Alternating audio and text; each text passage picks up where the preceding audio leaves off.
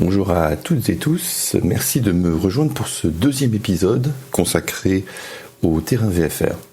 Lors du premier épisode, nous avons passé en revue le terrain de Logne.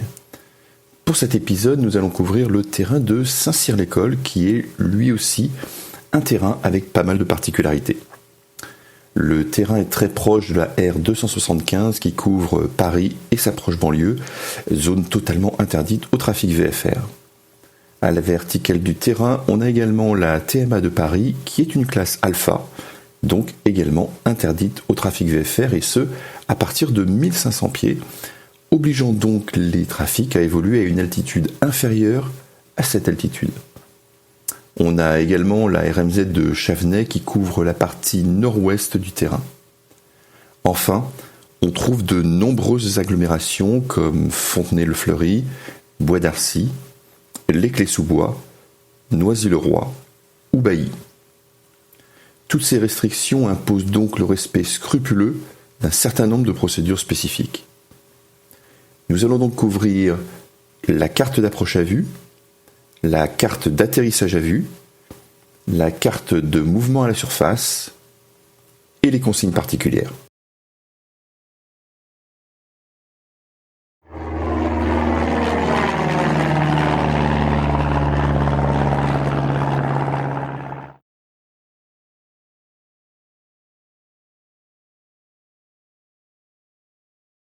La carte que je vous présente aujourd'hui est datée du 13 juillet 2023. Comme toujours, avant chaque vol, assurez-vous d'avoir les cartes les plus récentes pour chaque terrain.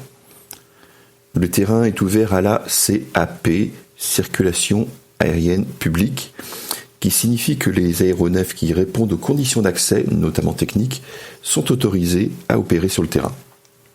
Le terrain est ouvert aux avions, aux hélicoptères et aux ULM.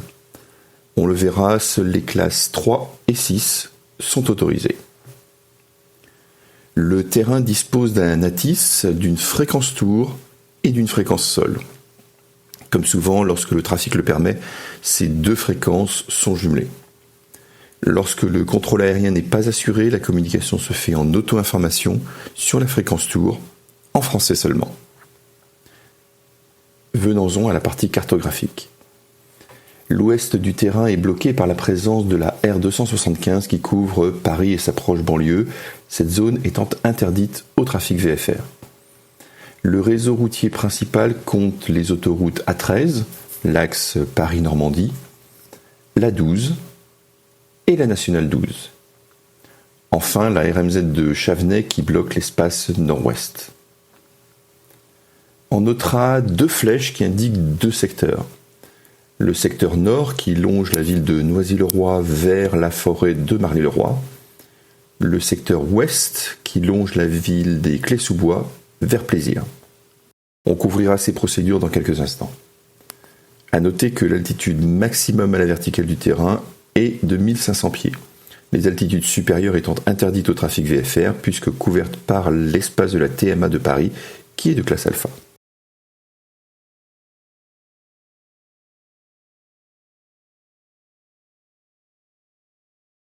Le terrain dispose de deux pistes en herbe orientées 11-29.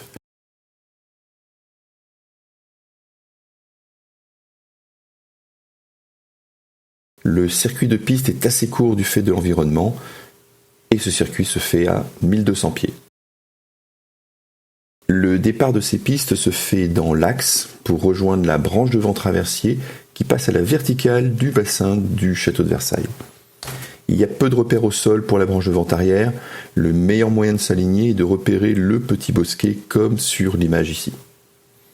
Pour la branche de base, il faut s'assurer de ne pas mordre sur le territoire de Rennes-Moulin, très sensible au bruit. Pour ce faire, on peut viser le petit bosquet. La finale ne pose pas de problème particulier. Il faut juste veiller à respecter son plan pour ne pas être trop bas lors du passage à la verticale de l'autoroute. Un appareil a récemment percuté le toit d'un camion, fort heureusement sans provoquer de blessure. Pour les départs vers le nord, à l'issue de la branche de vent arrière à 1500 pieds, il faut viser les serres de Noisy-le-Roi, comme sur cette image. Attention, il y a eu plusieurs Rex récemment où les pilotes ont confondu ces serres avec des serres situées dans la RMZ de Chavenay, causant une intrusion sans contact dans cette zone. Pour les départs vers l'ouest, il faut étendre la branche de vente arrière à 1500 pieds pour passer à l'ouest de Rennes-Moulin, avant de prendre une branche au cap de la branche de base, en visant la pointe de Villepreux. Ensuite, il suffit de viser la zone de forêt vers Plaisir. Au passage du parc, il faut rester vigilant car les trafics à l'arrivée sont également à 1500 pieds à la verticale de la Nationale 12. L'arrivée par le nord se fait en restant au nord de la RMZ de Chavenay, tout en restant clair de la TMA du Bourget, qui est un espace de classe Delta, nécessitant un contact radio. Il faut ensuite passer à la verticale des serres en s'assurant de ne pas survoler le territoire de Noisy-le-Roi. D'ailleurs, en présence du contrôle aérien, la tour demandera de rappeler la verticale de ces serres. Une fois autorisé à poursuivre l'approche, il faut suivre la branche de base, comme dans le cas d'un tour de piste. La finale n'est pas différente. L'arrivée par l'ouest se fait en suivant le tracé de la Nationale 12, à 1500 pieds, en visant le nord de l'étang de Saint-Germain, ou plus caractéristique, les bâtiments d'Airbus, très visibles de loin. Une fois à la verticale de l'échangeur, après la zone industrielle, on peut prendre un cap, nous amenant à longer Bois d'Arcy, puis Fontenay-le-Fleury, pour arriver en finale.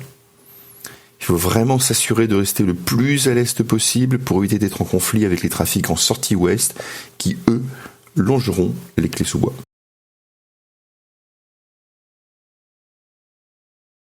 Le départ des pistes 29 nécessite une altération de route de 10 degrés vers la droite afin d'éviter le survol des habitations ainsi que du cimetière.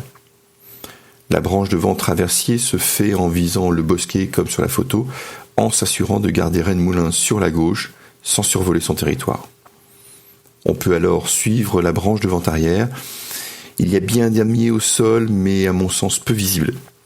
Pour ma part, je préfère viser ce chemin dans la forêt du château de Versailles, au nord des palais du Trianon. Il y a de grands arbres qui permettent de repérer le chemin de loin. La branche de base est assez courte et passe à la verticale du bassin du parc du château de Versailles. Il faut être méfiant car la finale est également courte.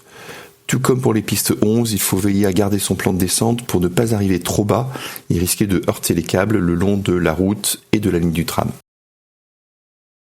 Pour les départs vers le nord, on continue de suivre la branche de vent traversier, puis on suit le départ en passant par les serres de Noisy-le-Roi à 1500 pieds. Aucune difficulté. Pour les départs vers l'ouest, après avoir suivi la route 302, une fois passé le travers de Rennes-Moulin, on peut suivre la procédure de départ ouest comme pour les pistes 11.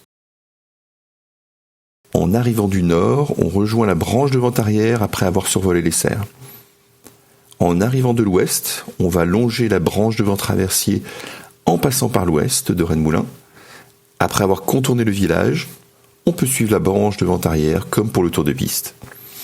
À noter que le contrôleur vous demandera de rappeler 30 secondes avant la croisée des axes, soit dès que vous quittez le survol de la RN12.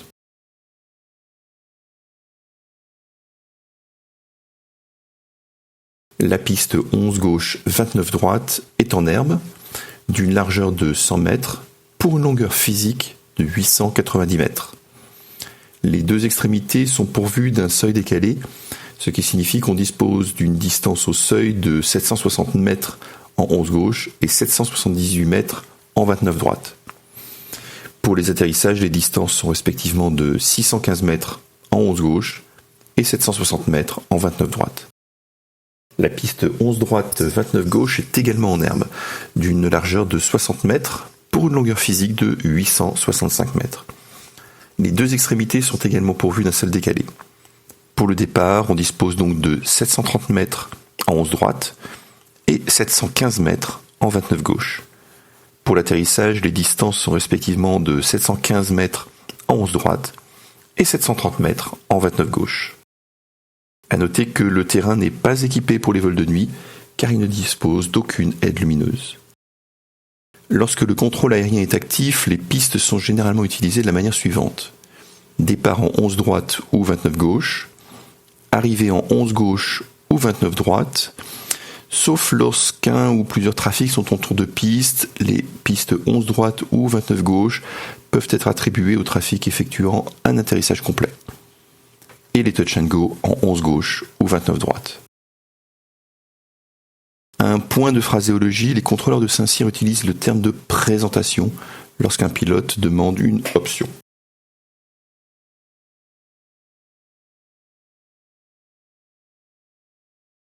L'aérodrome de Saint-Cyr est essentiellement un terrain dédié au club. La plupart des espaces leur sont dédiés ici et ici. Pour les avions de passage, 2 parkings sont toutefois disponibles. Un premier en dur, ici, et le second gazonné, ici. L'avitaillement se fait ici. Les 2 pompes sont accessibles depuis l'intérieur du taxiway Delta. Comme je l'ai mentionné dans le chapitre précédent, les départs se font, quand il n'y a pas de restriction, par la piste 11 droite, 29 gauche. Pour accéder à la piste 11 droite, il suffit de prendre le taxiway Delta vers le nord-ouest.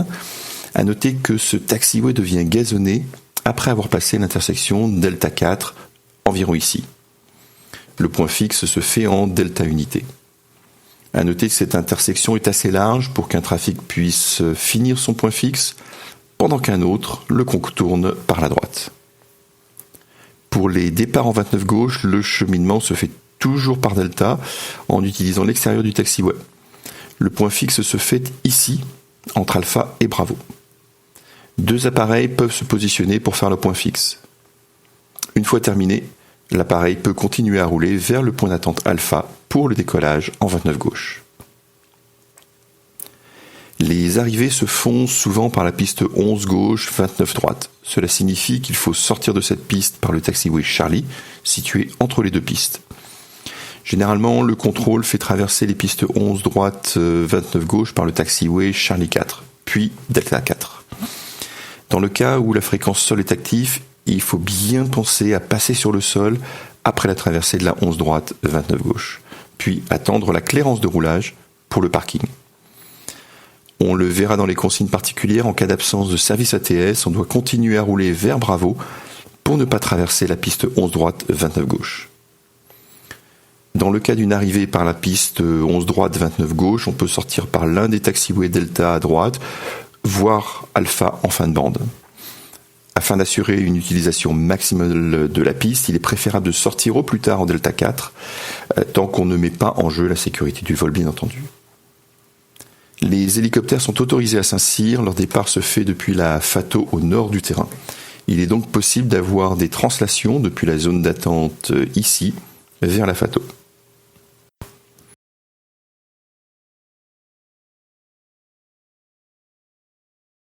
Nous voici maintenant dans la partie consignes. Comme toujours, je rappelle qu'il est essentiel de bien lire cette section pour chaque terrain que vous fréquentez. Le terrain n'est accessible qu'aux avions équipés de radio. Comme nous l'avons vu, les ULM sont autorisés, mais seulement les classes 3 et 6, à savoir les multi-axes et les hélicoptères ultra-légers. On parle ensuite des tours de piste dans ces 2 sections. Tout d'abord, les tours de piste lors des week-ends et jours fériés sont réservés aux avions basés. Il est important de noter que l'on parle ici d'un avion dont la base est clairement notée sur le certificat de l'avion et pas seulement parce que Saint-Cyr est un terrain sur lequel l'appareil opère généralement. On parle ici de l'utilisation de la FATO et de la piste 11 gauche 29 droite. Du fait de la proximité entre ces 2 pistes, l'utilisation simultanée n'est pas autorisée. Ici, on parle des dangers les plus importants sur le terrain. On a évoqué précédemment la proximité du terrain de Chavenay et les risques de pénétration dans la RMZ. Pour ce qui concerne les précipitations, Saint-Cyr est très connu pour sa propension à devenir un terrain de boue après de fortes pluies. Sa situation enclavée entre l'A12 et les routes environnantes fait que lors de grosses pluies, cette eau a tendance à stagner. Pour éviter d'endommager les pistes, il est souvent procédé à une fermeture partielle ou complète. Cette fermeture est reportée dans un OTAM. En hiver, il n'est pas rare que la piste nord soit fermée. La partie concernant la circulation au sol est assez classique, rien d'extraordinaire. Bien évidemment, le respect du circuit publié est impératif au vu des différentes zones interdites ou restreintes, ainsi que la proximité des zones habitées. On a déjà parlé de l'avitaillement dans une section précédente. Il est noté sur la page suivante que le port d'un gilet haute visibilité est impératif lors de l'avitaillement. Il est aussi rappelé qu'il n'est pas possible de stationner après avoir quitté la zone d'avitaillement, car on risque de bloquer l'accès au hangar des différents clubs. Je vous laisse lire la partie dédiée au départ et aux arrivées que nous avons déjà couvert précédemment dans la vidéo. Pour ce qui concerne les circuits basse hauteur, je vous laisse voir avec votre instructeur. Attardons-nous un peu sur les procédures à suivre en cas d'absence de service ATS. On notera que les pistes 29 sont préférentielles, notamment avant 9h locales. Comme on l'a vu, en cas d'auto-info, le dégagement de la piste nord 11 gauche, 29 droite se fait par le taxiway Charlie, puis bravo pour ne pas avoir à traverser la piste sud 11 droite, 29 gauche. Comme toujours, une vigilance doit être accrue en l'absence des services ATS, notamment lors de la présence d'hélicoptères, dont les trajets de translation coupent les deux pistes avions. La dernière page spécifie bien qu'en cas de panne radio, seuls les avions basés sont autorisés en suivant les consignes locales.